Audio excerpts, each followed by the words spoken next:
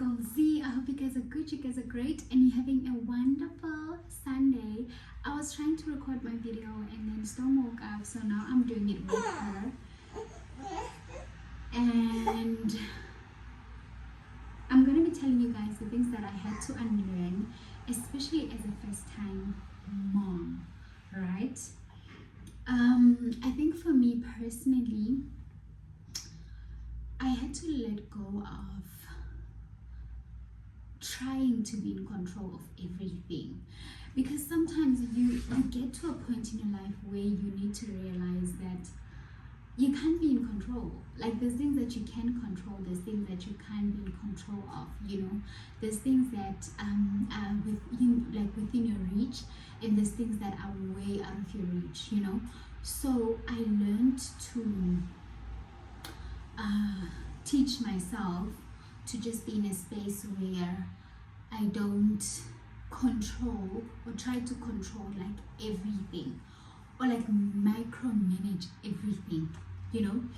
And I also had to let go of like the concept of, if it's done my way, it's the right way, you know. I mean, in most cases I would always do that because I felt like my way is the right way. But I also realized, just because we're using different methods as people doesn't necessarily mean the other person is doing it wrong. Let me make an example. So when I wash dishes, I would wash the dishes, rinse the dishes, then wipe the dishes. But my husband just washes the dishes and then uyasul, rinse. But it doesn't mean that the dishes are not clean, you know. So my methods are fun, yes, but that doesn't necessarily mean the other person is doing it wrong. It's just like the preference of the method is different, you know. I think with also like getting help from other people, I had to learn that. But as we're not using the same methods, but we are trying to get to the same goal, you know. And I had to be like more open to, like, when someone helps me, I need to realize and understand that we don't do things the same. And that doesn't mean I cannot ask for help, because I don't do things the same like other people, you know. And another thing that I had to learn was to rest. You know, I had to learn to rest, because one thing about me, I avoid resting. I feel like I'm not being productive if I rest. But I also learned that when you work from a place of rest, you become more proactive, because now you are working from a place of joy. Like, you're more joyful, you're not irritated, you're not edgy, you know, you're not pissed, you know. Like, when you're not resting enough, it kind of like impacts your mood as well, you know, which is one of the things that I didn't know, you know. So yeah, I learned to work from a place of rest as well. And I also saw how, like, what's wrong? Do you want to know?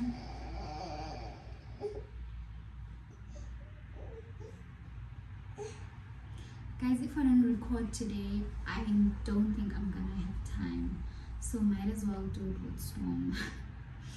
Yeah, well, so what was I still saying?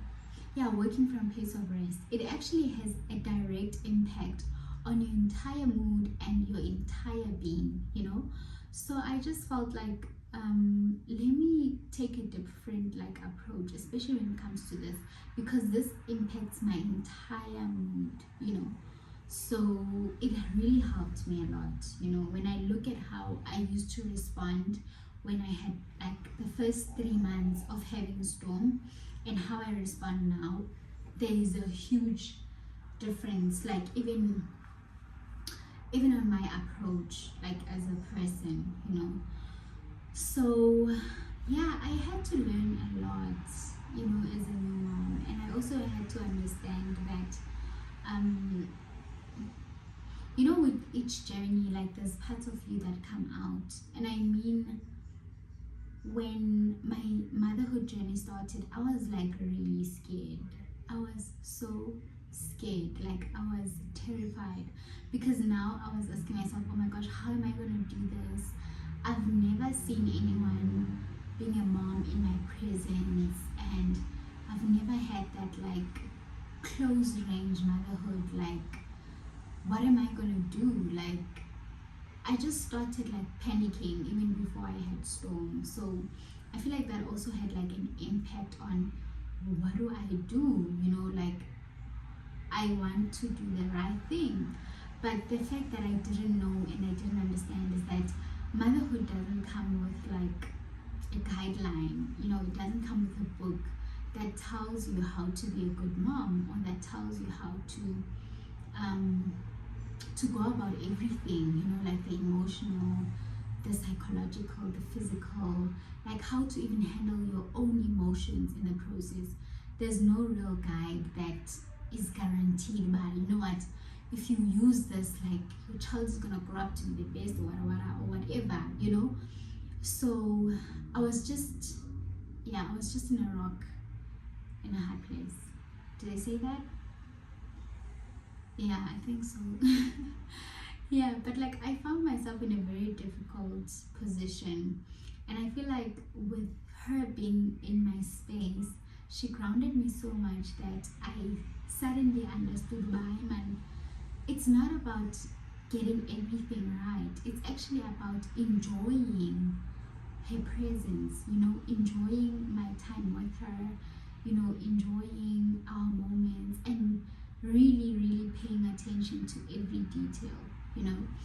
So, yeah, I mean, it has been a wonderful journey so far, and it isn't an easy one, but it has been wonderful, especially looking at how it has opened me up spiritually and helped me like find my inner child, and also like go through a process of like healing, because I don't want to take the problems or the challenges that I faced and pour them into her growth, you know. I want her to grow up knowing that she's loved, she's cared for, and she is open to making her mistakes, and those mistakes don't make her like worthless, you know. And she can be whatever she wants to be, you know. So yeah, I just feel like it has been an eye-opener on so many levels, and I'm just grateful. Yeah, thank you guys so much for being here. I'm not going to take too long because I think baby is sleeping again, and I need to put her, yeah, I think she's sleeping. Thank you for being here. I love you guys so much.